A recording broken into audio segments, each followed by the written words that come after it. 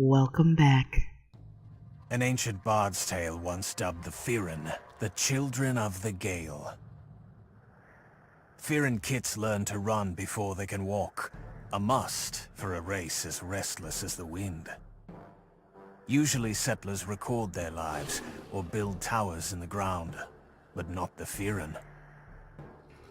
They see no need for hearth or home, and require little more than dew to moisten their throats and meat to fill their bellies. Centuries ago, when war tore Auroria, the hero Tyme led the Firen onslaught. It's said that when he fell, slain by his best friend, the plains burst into flame in protest. When the Firen fled Auroria, they left their grief behind. The wind of their new range brushed their tears away. Other settlers were puzzled by the cat people's feral ways, especially the wealthy Harani. Their suspicions jinxed peace from the start. No Harani was ever praised for his genial nature, and the clash with the Firen came swiftly. Though the children of the Gale claimed more victories, their opponent was an entire empire, warring with advanced technology and trained fighters. That was the cutscene for the feral people, and it's long. It's like 3 minutes, almost 4, so I didn't include the whole thing. But that gives you an idea of cutscenes, and isn't it nice that it's in English? Okay, first thing that I want to talk about in this game is something I love. Dear game developers, you see this here? Get with the program. This is beautiful. It's just beautiful. What am I talking about? The skill tree here. What makes this different from other games? See in the right hand corner, the cross swords? I have 4 skills parked there. I can use those skills anywhere I want. And there's a specific reason why I haven't used those yet. As you can see, I'm doing something different and I'm playing a melee character. At first, I created a feral character, and I decided that instead of trying to min-max, because last I heard, the feral people had an advantage, and if you wanted an advantage in PvP, you would pick the feral people. And you know what? I said, if you look at my playthroughs, I am really into my tunes. And as much as I love cats, and y'all know I love cats, I wasn't feeling the feral people. Just like I wasn't feeling the feral people in the Skyrim game either. The gear just doesn't look right on them. It doesn't. There's not enough oomph, to it. So I ended up making the more human character on this side, and I decided to do something different. The magical character was the feral, and I decided to try to melee. And I'm loving it. I'm absolutely loving it. Now, to get back to my point, I have these 4 skill points because I've been using my bow to pull.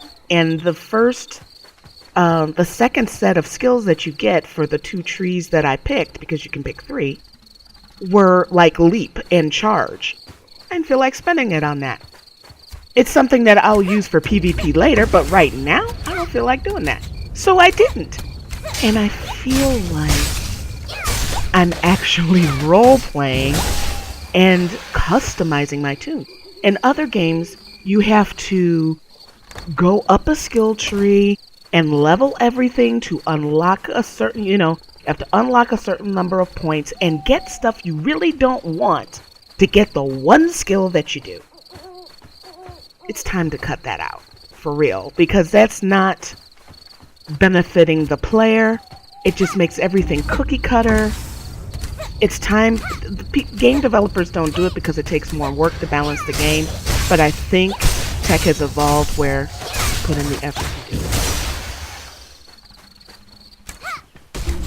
One difference that I've noticed since playing on the Russian server, and I haven't played on the Russian server in a while, so this could be something that's changed across the board. When you see the little question mark there, you get these items in the world that are unidentified. And I feel like I've warped back into Diablo with the identify scrolls kind of thing. You see in the left-hand corner, the labor points, those are accumulated whether or not you're online. It's sort of like skill points in Eve. If you have something in the queue, it's constantly, you're constantly gaining experience. With this, no matter whether you're online or off, you're constantly gaining labor points. What you have to do is spend your labor points to identify these items. Now, as you can see, I'm sitting with coin purses up the yin-yang. I don't feel that it's worth that per se yet, but for gear, I've been doing it because if you don't use it, you can't really sell it. So this is another thing that I love. Game developers, let me be able to fight with boxes up. If I can see my opponent, why can't I have the boxes up? Anyway, yeah, so this was not in the game when I played it on the Russian version. And at first, it irked me. Because not only do you have to use labor points for, gathering and crafting, now I've got to use it to get gear? Really? Like, see here where you get, you have a choice between the different gear sets, leather, cloth, and plate. I'm doing leather for right now. You have to spend your your labor points to be able to get it. But the gear is specific to you. So the amount of gear that you get that doesn't apply to you is very minimal, which can make it very hard or more challenging to gear up a second tune without having to necessarily play it. Like in World of Warcraft, you can go on the Timeless Isle, spend time out there, and if you spend enough time out there, eventually you will get gear for, you can gear up other classes very easily without having taken that class out there. Not like that here. But the gear is what I found a good upgrade, and I feel that it's been worth the points so far. I will keep you posted on that. These coin purses, though, I don't know. I'll still have to debate on that. But at first it did rub me the wrong way. But keep in mind, I'm not a crafter. I'm a gatherer. And I do feel that if I'm paying a subscription to a game, I should be able to gather to my heart's content, because this mechanic does not stop bots. It doesn't. So why penalize the player? But I'm saying to hold off. Let me see as I level up. Maybe the balance between how many labor points you get and how much you will realistically spend is at that sweet spot where you're not feeling it, but a bot would, because, that bot is going continuously. So let's just stay on hold with that. I'm not being negative about it. I'm just saying it's sort of rubbing me the wrong way at first. But the gear thing I have no problem with. So I have to go, because I have leveling to do. Beta event, closed beta, number 2.